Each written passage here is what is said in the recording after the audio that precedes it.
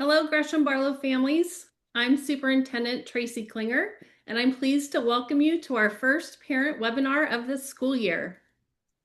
Hola familias de Gresham-Barlow, soy la superintendente Tracy Klinger y me complace darles la bienvenida a nuestro primer seminario web para padres de este año escolar.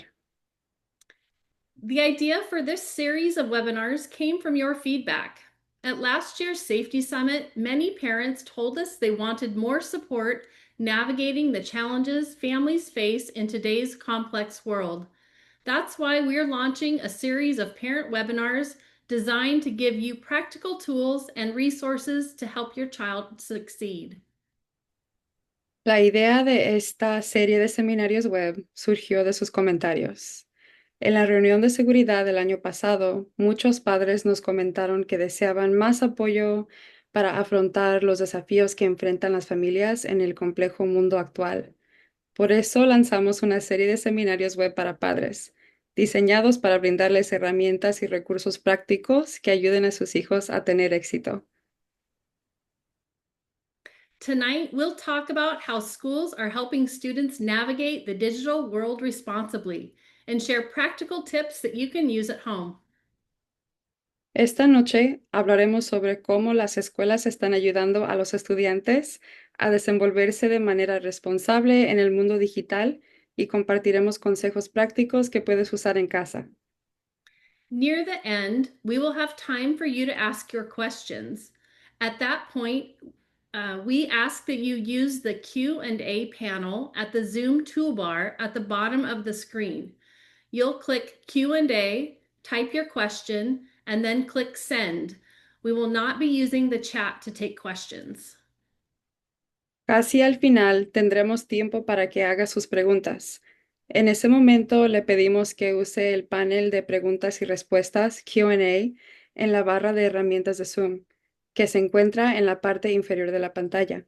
Haga clic en Q&A, escriba su pregunta y luego haga clic en enviar. No usaremos el chat para recibir preguntas. Spanish interpretation is available on a different audio channel. To access the Spanish audio, go to the Zoom toolbar at the bottom of your screen and look for the interpretation icon. Click Interpretation and choose Spanish. We have also placed in the chat a link to the instructions for this, and thank you for turning on captioning.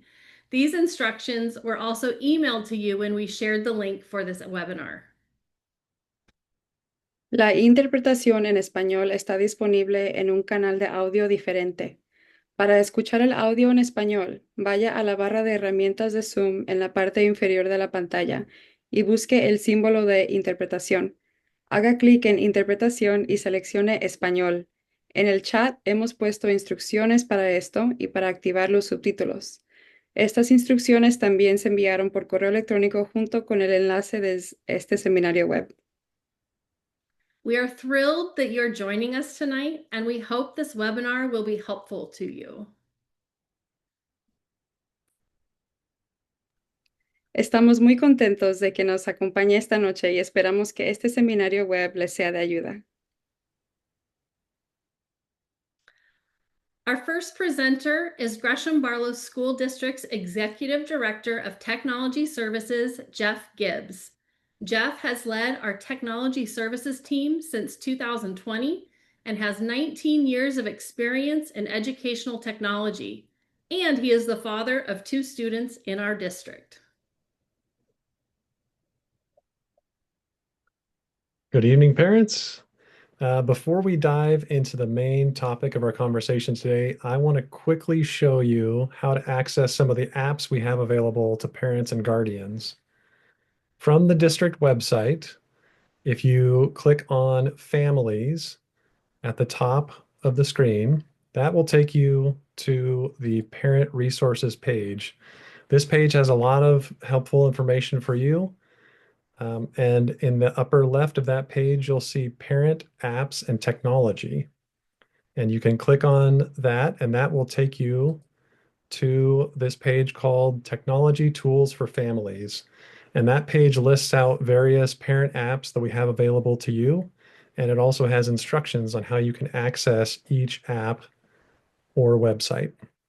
And I'm going to briefly talk about each one. So Parent View is how you can see how your student is doing in school. So this includes attendance, report cards, their schedule, and their teacher. Parent View is also how you update your contact information. And that is very important if you get a new phone number or a new email address that you want us to use to communicate with you. Go into Parent View and you can update it there. Next is First View. This is a fun one. This is our bus tracking tool. And you can use this to see where your student's bus is and also get notifications. So I've used this and it'll tell me, hey, your bus is just coming around the corner. It's going to be at your bus stop in a few minutes. So I know to make sure my students are ready to go. We also have a brand new, we just launched it, it's called Lightspeed Parent Portal. And what this app is it will allow you to view your students' web browsing history. So if you have a high schooler or a middle schooler who takes their device home every day and you want a little bit more visibility over what they're doing on their Chromebook at home, this is the app that you can use to do that. It also allows you to have some controls where you can turn off the internet to that Chromebook. So if they're staying up too late and you're having trouble getting them to go to bed, you can use it to turn off the internet to the Chromebook. Next is the Canvas Parent app. And Canvas you've probably heard of, but maybe not seen. It's our learning management tool. And that's what our teachers use to post assignments and resources for students. It's used heavily by our middle schools and high schools and for parents of middle school and high school students like myself. We can use this to look and see if there are any upcoming assignments. So if my student says he doesn't have any homework due, I can double check that. Now I can see, well, actually you have this math assignment that's due tomorrow. So let's make sure we get that done tonight. And the last one I wanted to tell you about is Parent Square. Parent Square is our main communication tool. And if you've received a text message or an email from your student's teacher or an announcement from your school, like the newsletter that comes out weekly, it probably came through Parent Square. And you can receive messages via text or email. If you log into Parent Square, you can also look at old announcements and messages. If you missed something about an upcoming field trip, you can log into Parent Square and check that post and get the information. You can also specify how you want to receive communication. If you want to get it immediately, if you want to get a summary at the end of the week, it allows you to customize that. And of course, at the end of this webinar, we're actually going to share with you all the resources and the links that we talk about today. So if you miss something, it's okay. We're going to send you more resources and information on how to use these apps and how to access these things.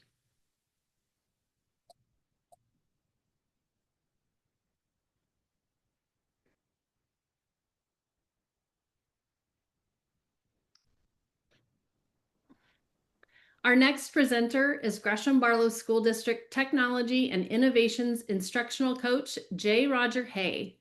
J. Roger works with teachers to help them implement new technologies and web applications. He also researches how future technology programs could fit into the district curriculum, aligning to the vision of our preschool to post-secondary pathways to career success. Yeah, thank you very much, J. Roger Hay, and that's entirely correct. So I do work for, I guess, not only with technology, but also in the classroom, assisting with teachers.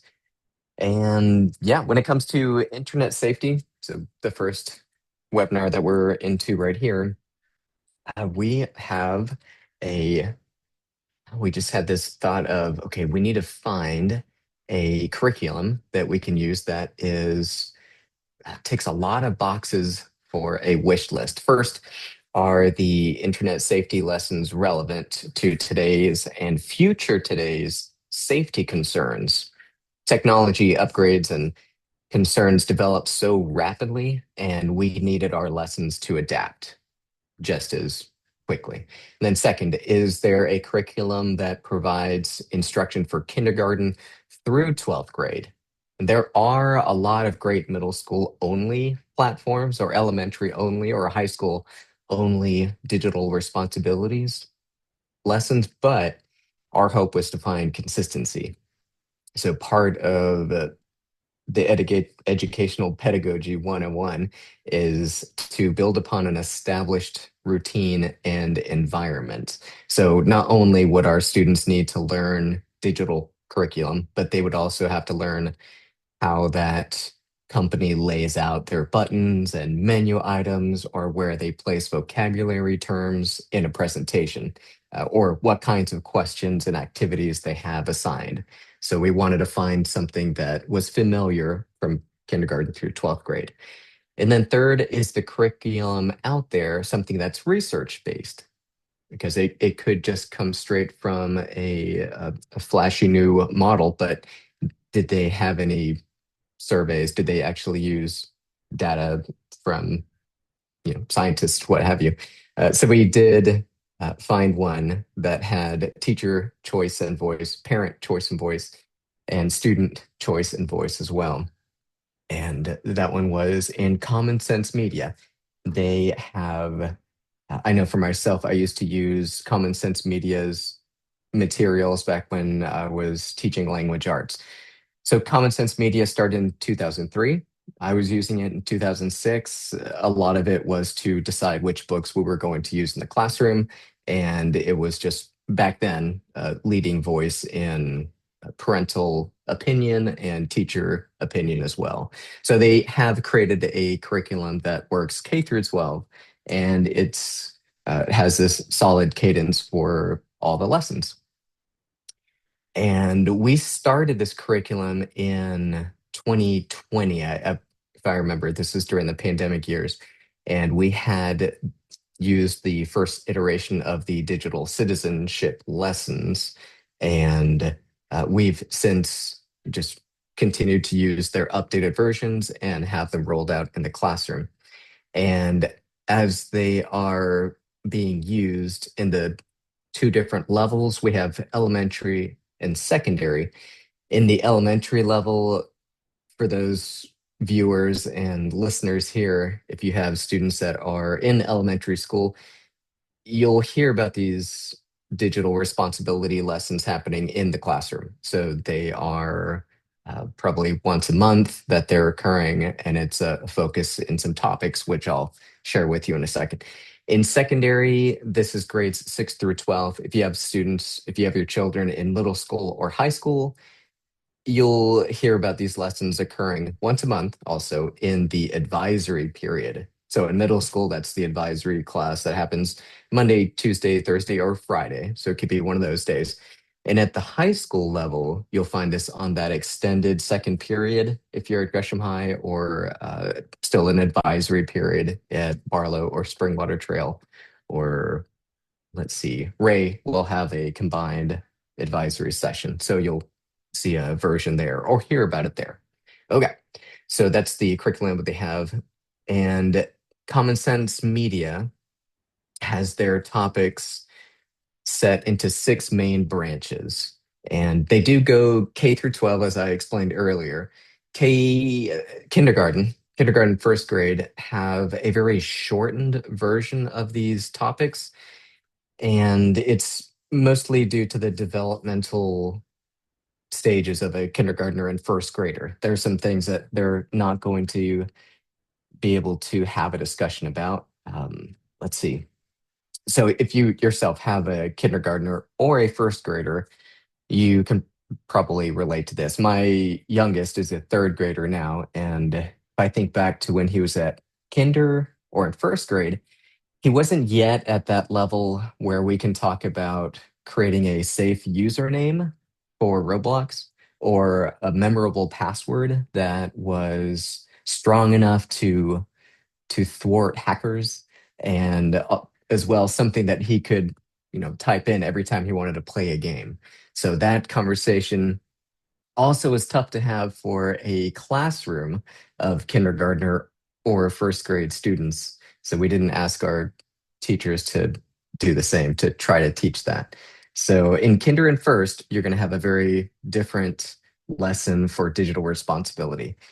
Second through 12th grade, that's when you're going to have these 6 topics. And you might not be able to see on your screen, especially if you're, you know, uh, I wouldn't say driving your car, but if you're looking at your phone, you probably can't see the tiny little images there.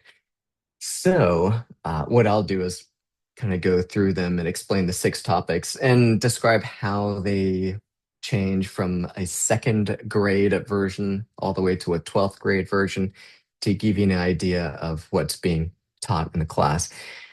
Okay, let's see. So, our 6 topics we have, here we go. If you don't mind, let's check on the next slide. There we go. Okay, so our first one that we have, it's that top one. This is what is known as responsible tech and life balance. So think of this like setting clear boundaries for technology and yourself. Something along the lines of, hey, no phones at the dinner table, or phones away during classroom instruction. Okay, just creating that barrier. We teach them that technology is a tool. It's not a constant companion. And I know I feel guilty about this too, because every time I'm walking around, I check my pockets. Do I have my phone on me? Ugh. So something I need to work on. At the later grade levels, students review survey data, scientific research, and they have the discussions that are based off of this, these graphs and charts regarding tech use. And they review data from parent surveys, from peer surveys. So they've gone out and done surveys of different teenagers at the different grade levels, and they've graphed their responses and such. And they look at data from medical professionals, psychologists, psychiatrists, physicians, etc. And the 12th graders get to look at this data and decide, what does the data say about continued technology use and everyday life? Is there a lot of distraction? Is there a lot of correlation? So they have those discussions there. The next topic is online privacy or safeguarding personal information. So we have to teach students to be responsible with their personal data. This topic does include recognizing strong passwords and checking privacy settings on every platform that they use. Things like TikTok, Google, Discord, etc. Anything shared online is permanent. So the motto that we like to teach is the less you publish, the safer you have it. So less is safer. At True, our students' school passwords are set by the district. So those who are using the Google tools here in the school district, passwords are generated by the district. But we still encourage password protection for the accounts that are created outside of school hours. And I know as a group, parents, we might not agree on the apps that we're going to allow our children to use at home, but I'm sure we can agree to safeguard their personal information. And in that are things like medical information, birth dates, where they live. A lot of this you'd find easily connected through an iPhone because it's part of the health data app. A third topic, what a digital footprint is and how it might define you as a person.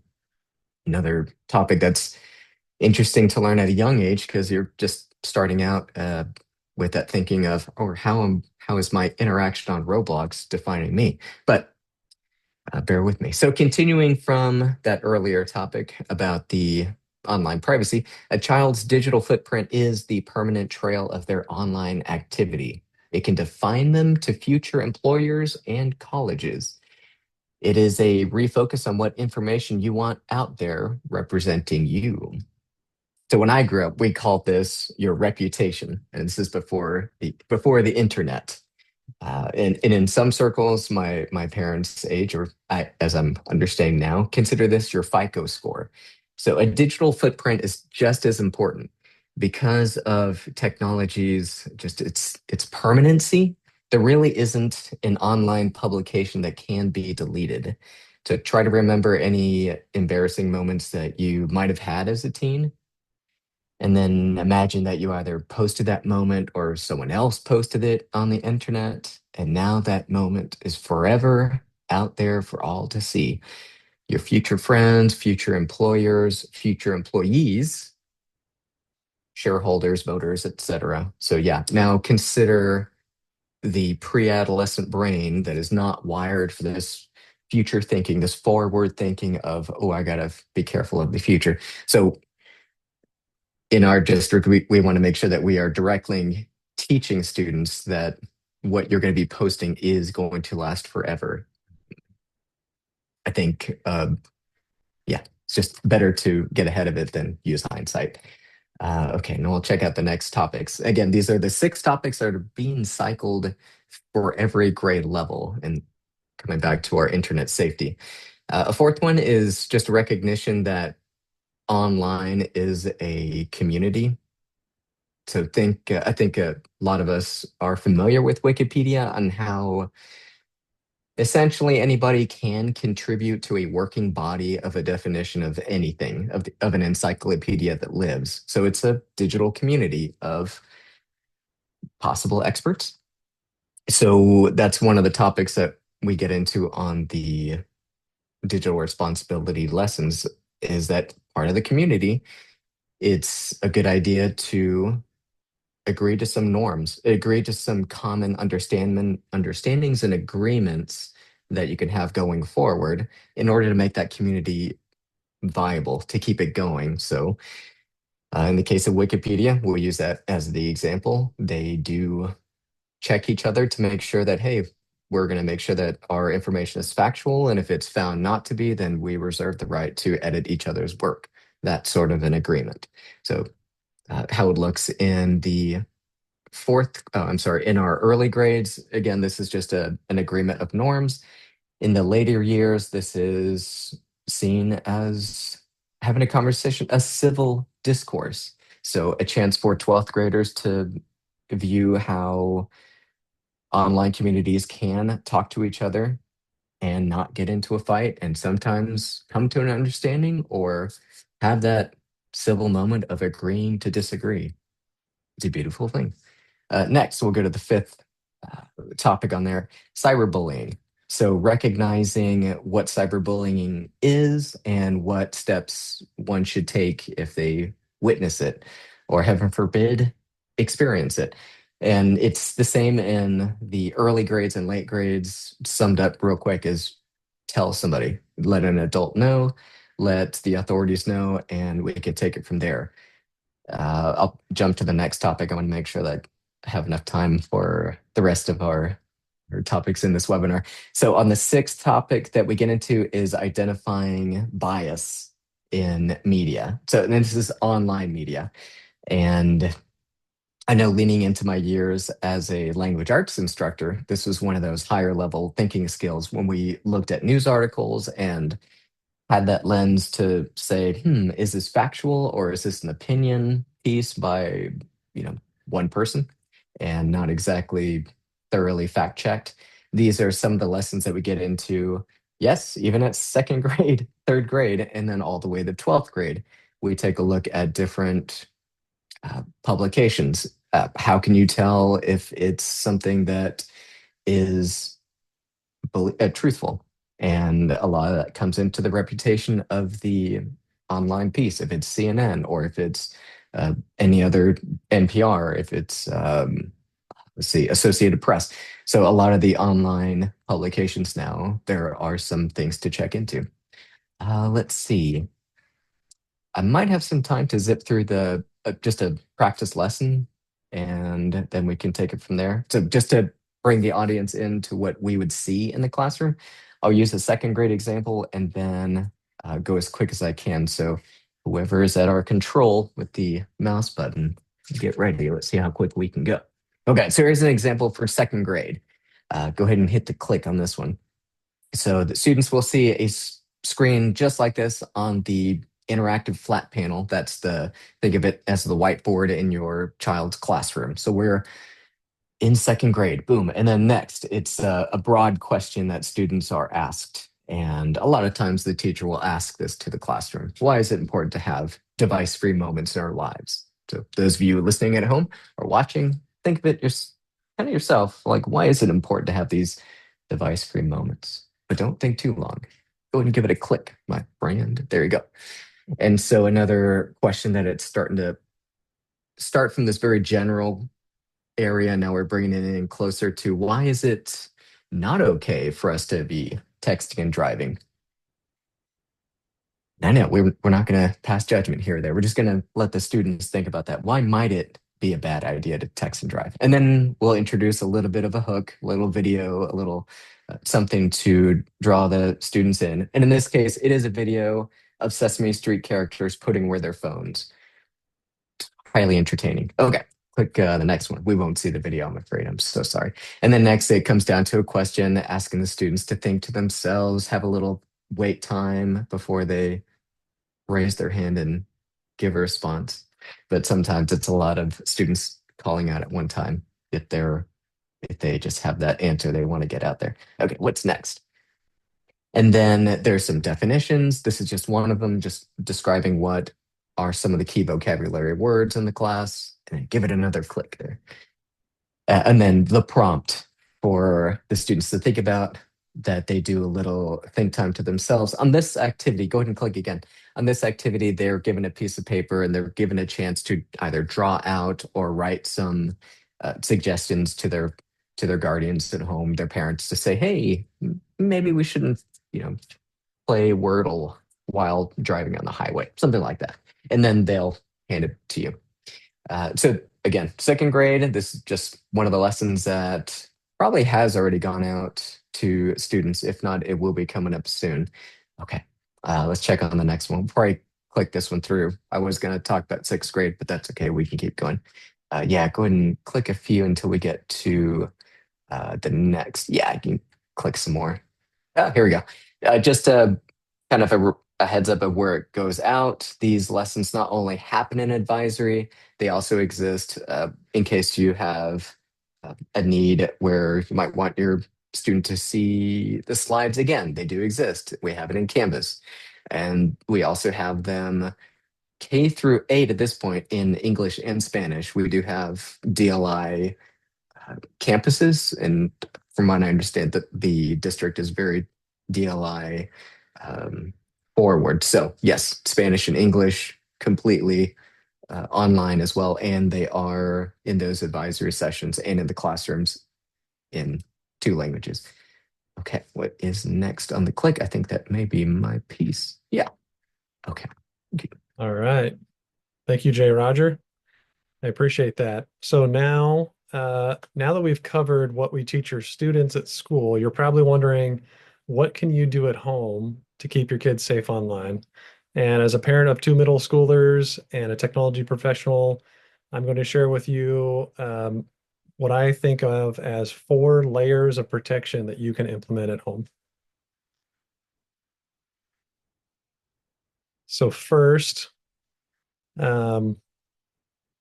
this first layer is really about establishing a relationship with your student that encourages open communication. And I think this is the most important foundational layer to keeping your students safe online. As a parent, I recommend that you be an active guide to your students on how they can do things safely online. We hear the phrase digital native a lot. And people say that, meaning kids these days are digital natives. They know how to do everything online, but that really isn't the truth. Students don't know how to access the internet safely unless we work together as a community to teach them. And I think this is very important step to build the relationship and establish that open communication, because it gives you an opportunity to guide your students. And most importantly, it allows you to know what they're doing online. So if you haven't started this yet, it's not too late. Don't be too hard on yourself. You can do this, and we'll talk about how. So your students are eager to learn about how the world works. I'm sure you've seen this. They're curious. They want to try things. They want to do new things. and that includes technology and the internet. If you can be their guide and their support, then they will learn to come to you when they have questions. So I encourage you to talk to your students about things like how to interact with others appropriately online. As Jay Roger talked, that's something we discuss in the classroom, but you can reinforce that too at home. Talk about how you treat people. Do you treat people differently online that you would treat than you would treat them in person? Probably not. Hopefully not. Talk about sharing personal information and not sharing personal information. I think we talk to our kids. I certainly talk to mine about stranger danger. When we went out to the store or to the restaurant, we talk about stranger danger and what that means. And online stranger danger is a significant thing that we need to talk to our kids about. So I know students that have had someone reach out to them, someone they didn't know, and wanted to start and engage in a conversation with them, including my son. And luckily, I had that ability to have that conversation with my son saying, hey, you need to not talk to this person. You need to block them. You don't know who this person is or what their intentions are, and talk to him about the stranger danger. Talk to your students about not sharing passwords. We've recently had a student who was found out they were logging into another student's account and sending inappropriate messages.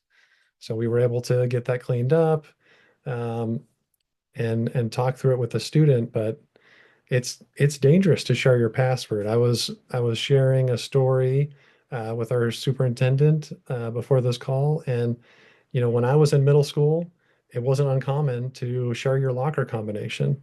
But the worst thing that could happen would somebody would steal my textbook. Somebody couldn't do that much harm with that. But sharing a password now can have a lot more ramifications now and in the future. I encourage you to talk to your students about not going to inappropriate sites and what to do if they see something or end up somewhere where they shouldn't. Part of this too is, like Jay Roger mentioned, our students are going through a lot of developmental phases before they graduate high school. And so when you have these conversations, you have to talk to them in an age appropriate level. So, for example, I might talk to my student when they're a kindergartner about seeing naked bodies and what they would do if they see a naked body. But with my middle schooler, I've already had the discussion about what pornography is and what my expectations are if he sees something he shouldn't see. And I'm not super excited to have these conversations. It's not super fun for me, but I know it's important. So I do make time to have those conversations.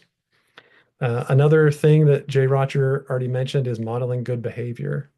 So I, as well, try to be very intentional when I'm with my kids and other people to not have the technology be the center of my attention, but to have conversations and prioritize the people that I'm in the room with. And I think this relationship that you can build with your students is really the foundation for keeping them safe online.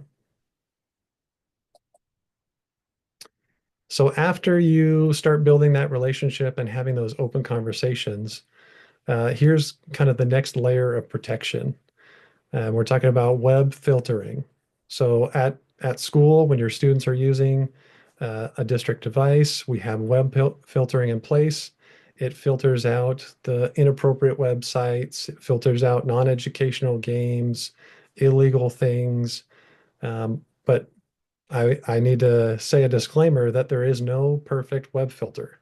It will block a lot of things, but it won't block everything. And there are some reasons for that. You can probably imagine that every day around the world, there are hundreds, if not thousands, of new websites created. And not all of them are the things we want our students to see. And also, there are some crafty students who will spend time trying to get around a web filter. And sometimes we get into a cat and mouse game where a student will find a way around and we block it. And they might find another way around. But still, that doesn't mean we stop trying, right? We're doing our best effort.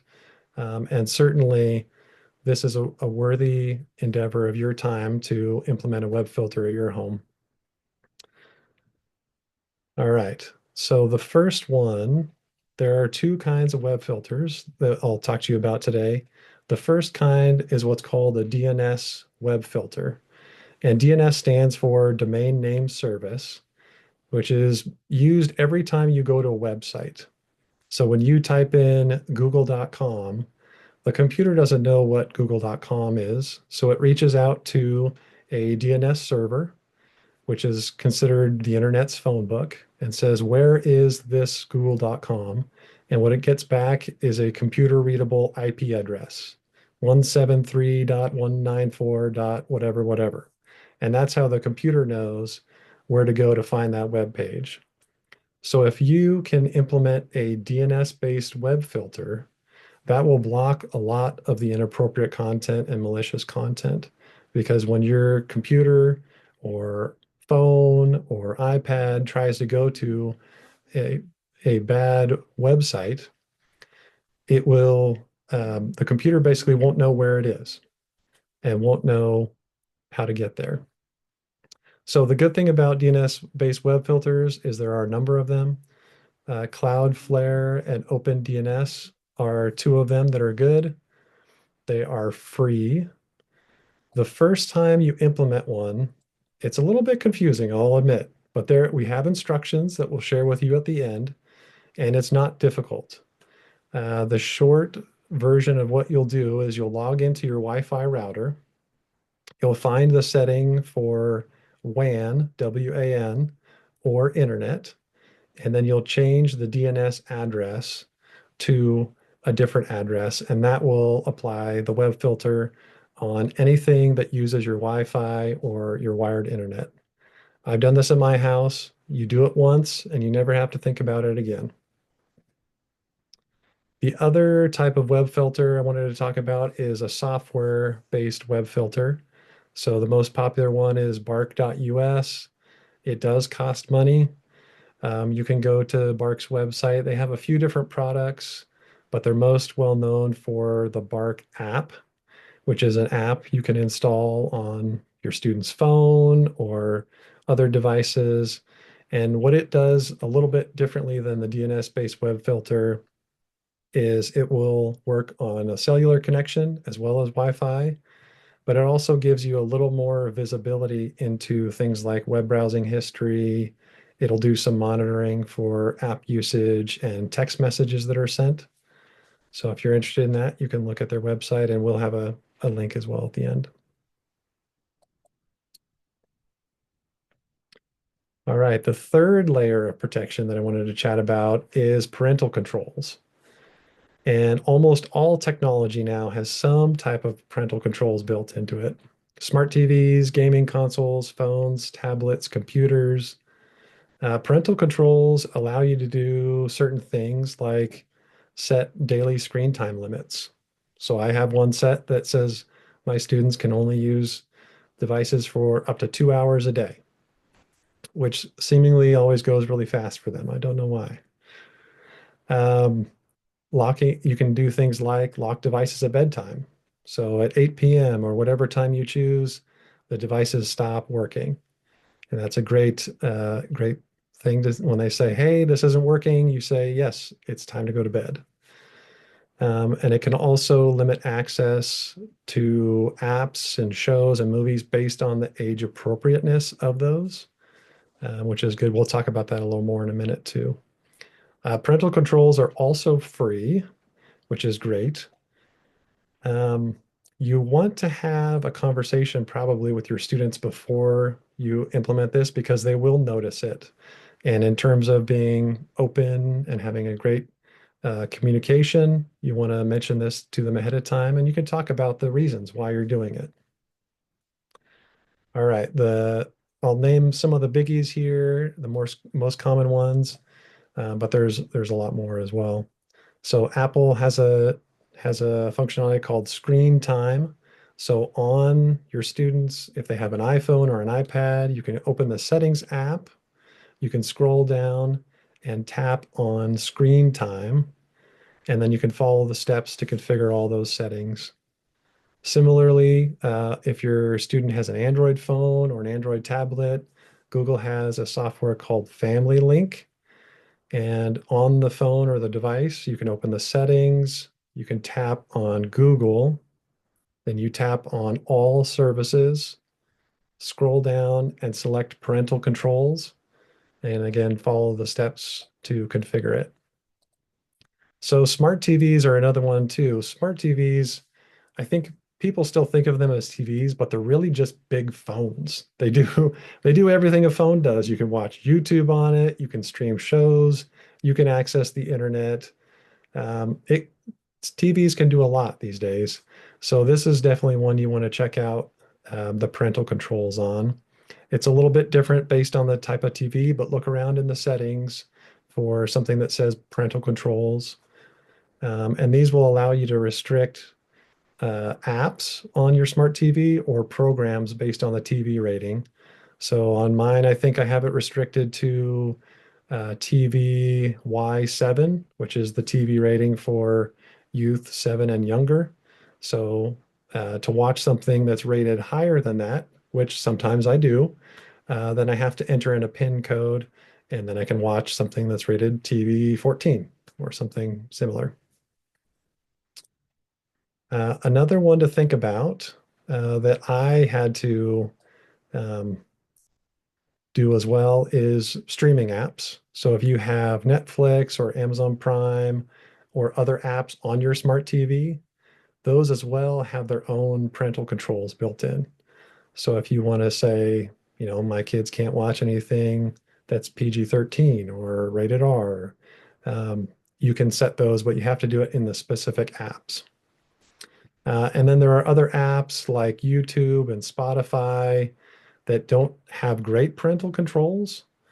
I remember the music streaming apps like Spotify, they only have usually one parental control, and that's explicit lyrics or no explicit lyrics. I wish it was a little more detailed than that because there's still types of music that I wouldn't want my students to listen to. So that's maybe a consideration as well, is if you can't lock it down with parental controls to where you're comfortable with them using those apps, is maybe you take away the access to those apps altogether. I'm not going to go through everything because there is similar settings for Microsoft computers, PlayStations, Nintendo Switches, Alexas, all sorts of devices. Anything really that connects to the internet probably has some kind of parental controls. And I remember when I first set up parental controls in my home, I had to think just for a couple minutes about all the different ways that our students access the internet or shows or media, and then had to go device by device to really figure out how to set up those parental controls. All right, the fourth layer of protection, right? All of these kind of build on themselves. And if you're thinking about doing this, I'd recommend you start with the first one and progress this way. But the fourth layer is really creating balance.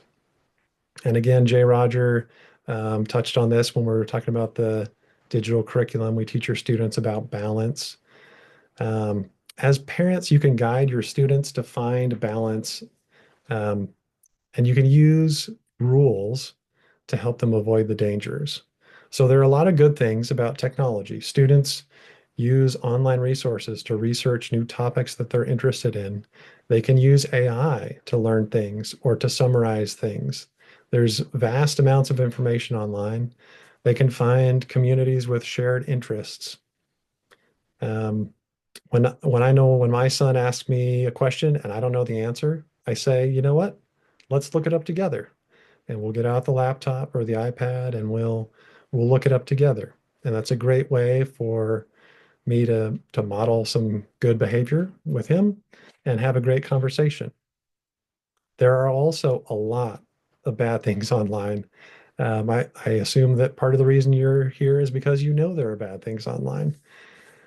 Some of the ones I'll mention tonight that I would encourage you to watch out for. One of the big things that's rising in popularity with youth is what's called AI companions. And this is a a persona or a character that is AI, but they are made to try to form an emotional bond or a connection with the user. And this is, I think, could be a very bad trend if this continues. I don't want, it's one thing for an adult to maybe have an interaction with a virtual friend, but when we're talking about kids that aren't fully mentally developed, emotionally developed, having a relationship with an AI companion, I think could be really bad. And there are stories of AI companions giving bad, objectively bad advice to students. So be aware of that. Social media as well is very troubling. There are multiple studies that have linked higher social media use with lower mental health. And nationwide, we have adolescents that are experiencing depression, and that number has risen dramatically over the last 10 years. I definitely think I'm not alone in blaming social media. So if you can avoid your students using social media or even just delay it until they're a little bit more mature and able to handle it, I think that's a good thing to do. Online addiction is something to be aware of too. There are companies that maybe won't admit this, but they spend a lot of time and money trying to make their apps, their websites, their platforms addictive. They're trying to get people hooked on whatever it is they have or want to sell, or even if it's just feeding you ads. But they're trying to get you to not put down your phone and spend all your time in their platform or their app. And that's something we need to really watch out for our students. All right, rules. So you as a parent, of course, I don't have to tell you, you can set rules to help manage this balance. We do at our house. We implement daily screen time limits. We don't allow tech in bedrooms. And we're open about that we have the right to inspect their devices at any time. We don't do it often, but occasionally we'll check and we'll say, "Hey, let me check your phone," and we'll go through it together. Um, and I also encourage my students, and I'd recommend you to do non-technology related things, to spend time in person with friends and family. I think this is very important to their social emotional development. And also getting outside and doing outside activities and sports is great for students.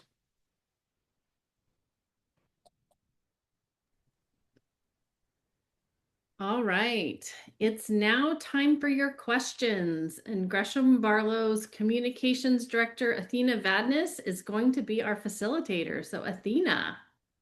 Thank you, Tracy. You see on this screen the instructions for how to share a question with us.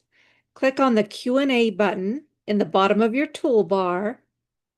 Enter your question into the window and then click Send to submit it. So we're really looking forward to hearing what questions you have about what you learned tonight, or maybe if you have any questions about what you still wonder about. We would love to hear your questions, and I'm checking out the Q&A to see. We do not have any questions yet, so I'm going to add a question that I wanted to ask. Jay Roger, I'm wondering how are kids responding to these various lessons on digital responsibility? I would imagine because of their feedback, I think the original lessons that we had from the online source from Common Sense Media, there was a lot of, I guess, a lot of stuff going on. So the students did give feedback and said, for the most part, can you kind of give us um, the quick uh, information for it and not give us so many activities. Now, I'm speaking from the middle school level, and so one of our middle school teachers had taken the source from Common Sense Media and adjusted it so that it was a lot more interactive in the classroom. So students have enjoyed having these class competitions where they'll, have a question on the screen and they get to work in small teams. And depending on the teacher, sometimes they play for, the little classroom bucks that they can use to purchase items in the staff store. So it's been great to not only make it fun, but informative of how to navigate internet safety in the classroom. So it's been great in the school district. That's wonderful to hear. So we have a question. I think this is going to be directed to Jeff. So, Jeff, many parental controls end at age 13, and the child can then opt out of the controls. What can a parent do for teens? Sounds like they're having a challenging situation with their teens and their online. That is a good question. Um, my own kids are 11 and 13, so I haven't hit that mark yet. Um, I don't think Bark has that same restriction. Definitely some of the device based, like the smart TV, that would be regardless of age, but probably you're thinking more about the cell phone restrictions. Um, and I do think that relays back to the communication you're having with your student about we need to keep you safe and talking about some of the unsafe things online. And hopefully you can convince them not to opt out. Um, I know that can be a struggle. Um, yeah. Okay. Here's a more technical question, Jeff. If a parent decides to set up a DNS filter, did you state that it is changed through the internet router? Can this filter interfere with watching movies or going on news sites that may have violent news stories? Yes. Um, that is changed through the router. So anything that connects to the internet through your Wi-Fi or your wired internet would be affected by it. It doesn't block content based on age appropriateness, though. So it would block websites that are malicious or like adult content. So it would not probably block things like things about alcohol and tobacco. It wouldn't block things like Netflix. It's just going to block websites that are, yeah, adult content or malicious content. Okay. We have a parent who is excited about Lightspeed Parent Portal, but she is having some errors creating an account so far. She's wondering, is it not online yet? Is there someone she can call tomorrow?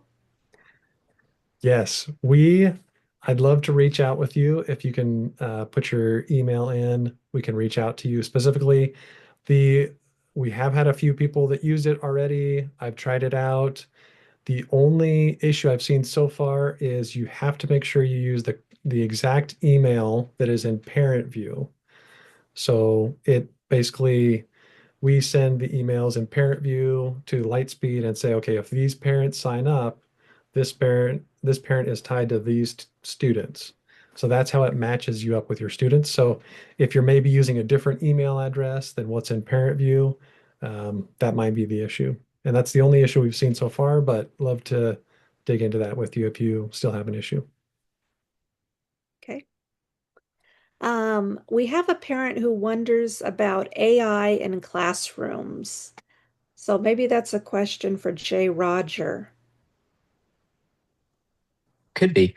I know Jeff and I are part of an AI steering committee, so we're working on, how to roll out instructional professional development for our teachers and students.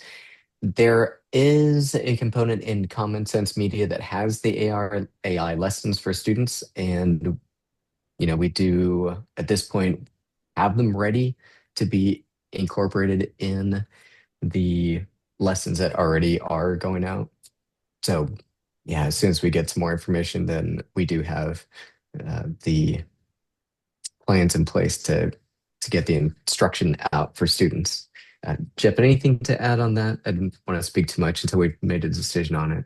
Yeah, I think we're still in an early phase with AI, like Roger said,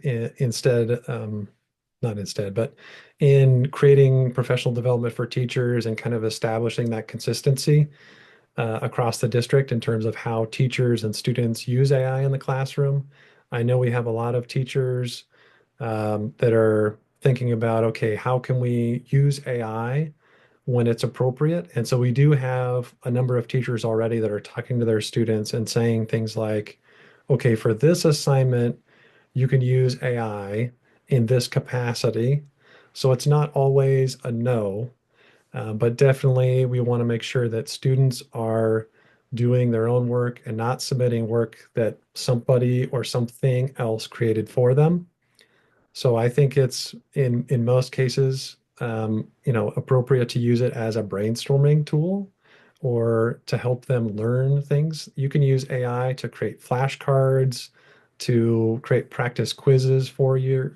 So there's a lot of great things that students can do with AI, but certainly we want to make sure that they're honest with their teachers when they use it. And if they submit work, the work is their own, not created by AI. Okay, it looks like we have a suggestion from someone. They are wondering if they could receive some deep dive instructional walkthroughs and how-tos for some of the suggestions that you've made tonight.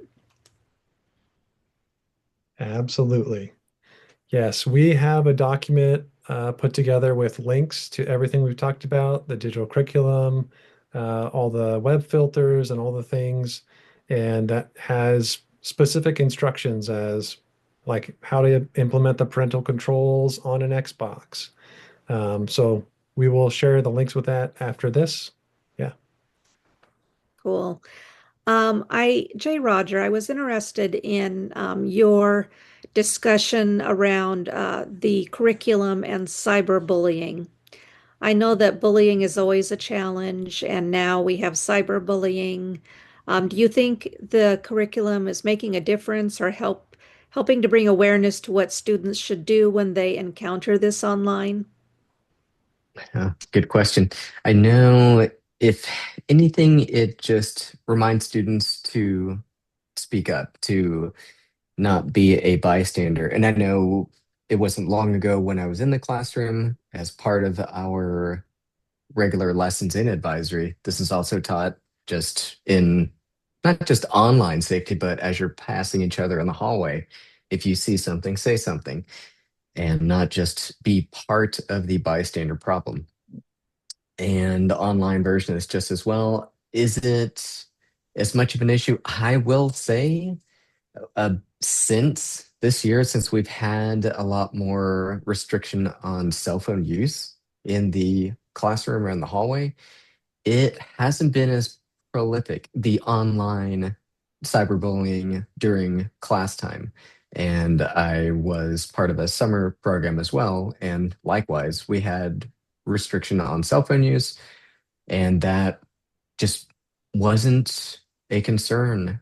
It didn't come up in our administrative group to have to focus upon, oh, we need to monitor this, chat window, or some people are texting outside using a different platform, using their self-service. So it's been nice. I don't know if it's a causation that the restriction of cell phone use in class has minimized the in-school cyberbullying time, maybe. So yeah, I think a lot more information that is given to students to say this is not okay. And there are scenarios in the lessons that are on Common Sense Media where the students get to see, oh, this is Johnny over in this XYZ middle school, and his friend, or so he thinks, calls him this. So with these scenarios, they are able to identify, oh, that's not appropriate. Oh, that is cyberbullying, or that is a gray area, but I should still tell an adult. I think the more education that a student receives, the less cyberbullying can fester. Thank you, Jay Roger. We do have a parent with one more question, and I would ask that you fill out the survey that we're going to share with you so that we can give you the answer directly. And Tracy, do you want to share with us how they can access the survey and share their feedback with us? I certainly will. I want to just start by thanking everybody for joining us tonight. We really hope that this webinar has helped you understand more about what we're doing to keep kids safe online, but also what you can do as parents. We do, as others have mentioned, have additional resources that we would like to share with you. So to get the resources, there is an online survey. You can scan the QR code that's on your screen right now to get a link to the survey, but we will also be emailing you a link to the survey if that's a preferred method. Starting tomorrow, folks that have participated in the survey will receive the resources by email. And we want to thank you in advance for filling out the survey. Your feedback will help us understand how we can improve our parent webinars. This is the first one that we've done, so we'd love some feedback. And it will also help us learn more about the topics that parents are most interested in. Before we say goodbye tonight, I want to just say many thanks to our presenters, Jeff Gibbs, J. Roger Hay, and Athena Vadnais. And thank you to our interpreters, Kenya Osorio, Edgar Sanchez, and Walter Castillo. Together, we can help our students be inspired, empowered, and thrive both in school and online. Again, thank you for being here, and good night.